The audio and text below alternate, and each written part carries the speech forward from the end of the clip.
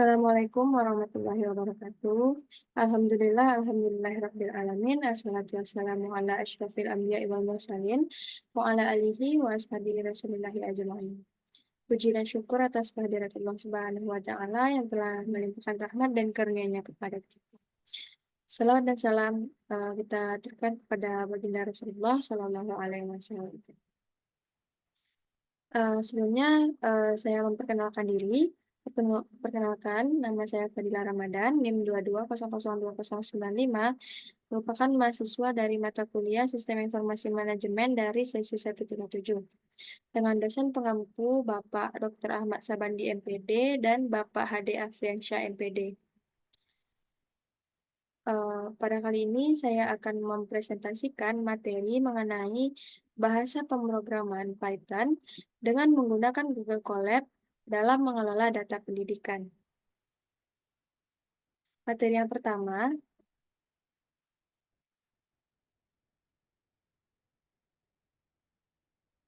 pertama, yaitu pengertian dari Python. Python merupakan bahasa pemrograman yang populer pada saat ini. Bahasa Python dibuat oleh Guido dan Rossum dan dirilis pada tahun 1991. Python dapat digunakan untuk pengembangan web atau sisi server, pengembangan perangkat lunak, dan membuat aplikasi software, menyelesaikan persamaan matematika atau pembuatan skrip, sistem, dan pemrograman mikrokontroler. Beberapa fungsi dari bahasa Python adalah Python ini dapat digunakan di server untuk membuat aplikasi web. Python juga dapat digunakan bersama perangkat lunak untuk membuat alur kerja. Python dapat terhubung ke sistem database.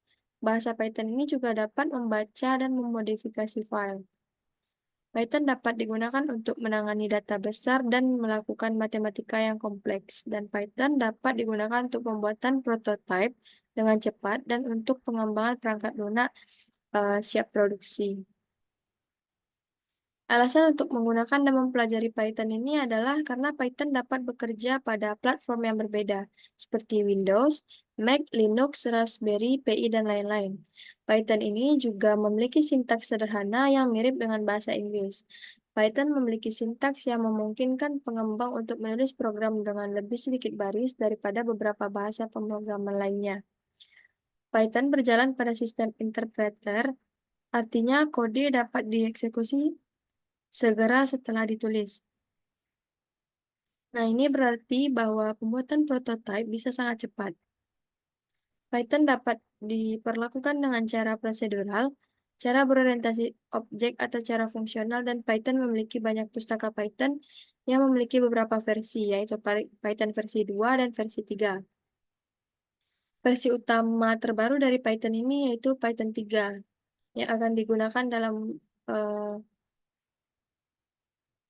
Python 2 meskipun tidak diperbarui dengan apapun pembaruan keamanan dan masih cukup populer.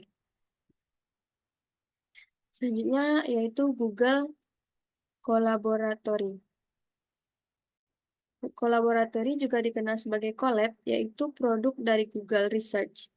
Colab berfungsi dengan baik untuk mesin pembelajaran, analisis data, dan pendidikan karena memungkinkan siapa saja menulis dan mengeksekusi kode Python secara otomatis melalui browser. Secara teknis, Colab adalah layanan notebook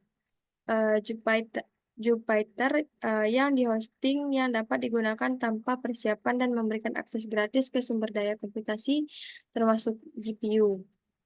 Google Colab yang merupakan singkatan dari Google Collaboratory adalah platform cloud yang disediakan oleh Google yang memungkinkan pengguna menjalankan dan menulis kode Python melalui browser tanpa melakukan konfigurasi tambahan. Ini memanfaatkan infrastruktur cloud Google dan menyediakan lingkungan pengembangan yang kuat dengan akses gratis ke CPU dan unit pemrosesan tensor atau TPU. Google Colab ini memanfaatkan infrastruktur cloud Google dan dapat diakses melalui perambahan web dan tidak memerlukan instalasi perangkat lunak tambahan, serta menawarkan kemudahan kolaborasi dengan memungkinkan pengguna untuk berbagi notebook dan bekerja secara bersama-sama secara real-time. Selanjutnya, adapun manfaat dari Google Collaboratory ini yaitu tools ini memiliki banyak kelebihan yang ditawarkan kepada para pengguna, seperti built-in machine learning, yaitu tools ini memiliki fitur built-in machine learning yang lengkap sehingga bisa melakukan berbagai aktivitas seperti mengimpor set data atau melakukan evaluasi model melalui beberapa baris kode.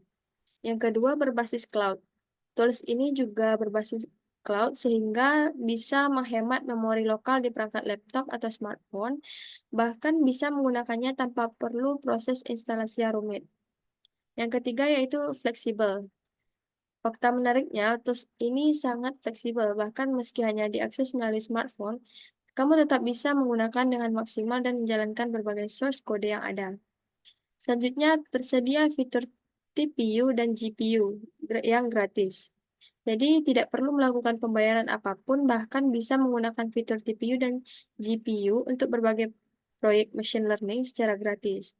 TPU ini adalah Tensor Processing Unit dan GPU Graphic Processing Unit, merupakan jenis unit pemrosesan yang digunakan untuk mempercepat komputasi dalam proyek-proyek yang melibatkan pemrosesan data besar seperti machine learning, atau pembelajaran mesin, dan deep learning atau pembelajaran dalam. Dan yang kelima yaitu dapat mempermudah kolaborasi tim. Karena fitur kolaborasi yang disediakan bisa diakses oleh siapapun yang memiliki akses pada file tersebut, sehingga pekerjaan juga bisa diselesaikan dengan cepat. Yang selanjutnya adalah fungsi dari Google Collaboratory. Fungsi-fungsinya diantaranya yang pertama adalah pengembangan dan eksekusi Python coding. Fungsi pertama ini bisa digunakan untuk membuat, mengedit, dan menjalankan kode Python langsung di browser. Ini bisa digunakan untuk software development, analisis data, dan pemrograman. Yang kedua, interaktif notebook. Google Colab menggunakan format notebook yang interaktif sehingga bisa menambah teks, menambah kode, menambah grafik, menambah gambar, dan ini semua bisa dilakukan dalam satu dokumen. Yang ketiga, library access. Colab ini memiliki beragam library Python yang bisa diakses seperti Pandas, Matplotlib, TensorFlow, PyTorch, Save and Share. Terdapat fungsi Save and Share yang memudahkan untuk menyimpan proyek dan berbagi hasil proyek dengan orang lain. Dan yang terakhir, visualisasi data. Dengan dukungan berbagai library, kamu bisa membuat visualisasi data menggunakan grafik informatif langsung di notebook. Nah, selanjutnya ada cara-cara dalam menggunakan Google Colab. Yang pertama, membuat folder di Google Drive. Untuk menggunakan tools ini, hal yang pertama dilakukan adalah memiliki akun Google. Karena jika tidak memiliki akun Google, sebagian besar fitur dari kolaboratori tidak akan berfungsi. Maka dari itu, pertama kali harus membuat akun Google, lalu membuat folder di Google Drive menggunakan nama baru dengan judul default yang sudah disediakan tools ini. Nah, contohnya itu seperti pada gambar di samping, yaitu cara untuk menambahkan folder baru.